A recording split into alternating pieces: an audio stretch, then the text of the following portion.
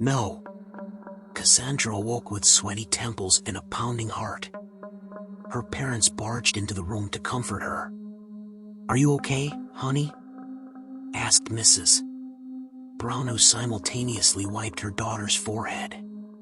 "Perhaps you had a nightmare," consoled Mr. Brown. "I'm not okay. Mom, Dad, I saw something terrible." A figure in dark robes approached me and clutched my arm tightly. He had hazel brown eyes whose stare pricked my soul. I cannot describe the creepy blank expression of that apparition.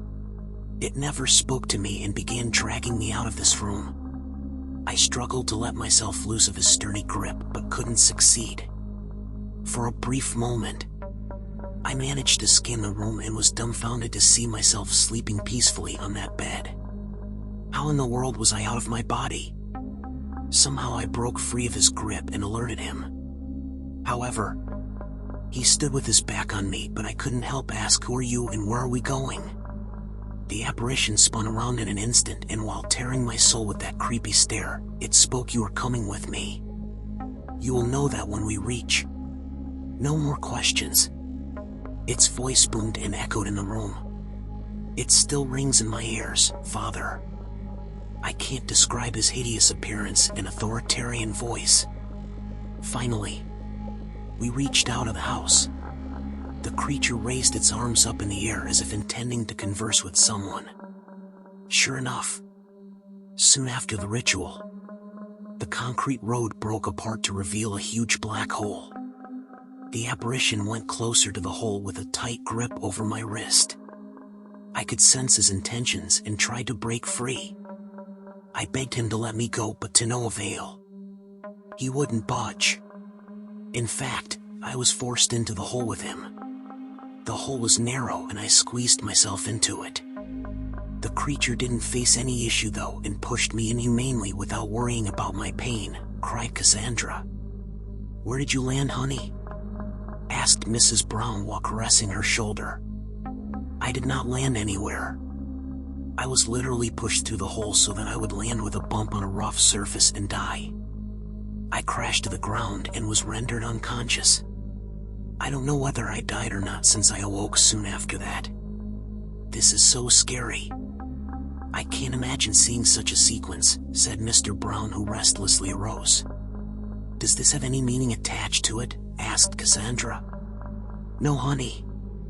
We have no possible idea why such a sequence should haunt you. I guess we should consult the priest," said Mrs. Brown while rubbing her chin. "I think I can agree with you," said Mr. Brown.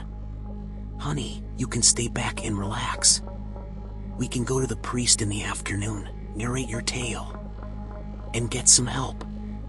Does that work for you?" asked Mrs. Brown. "It does, Mom.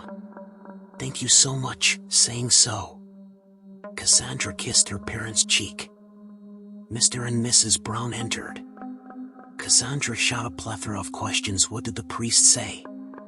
Is the situation sound? Am I in danger? Was that apparition a dark force trying to strangle me? If yes, how can I get rid of it through any spiritual practice? I am ready to meditate and ward off evil. Relax. Calm down, sweetie. The priest said that it could be a product of your imagination. I can relate to this because you have been watching a lot of horror movies recently.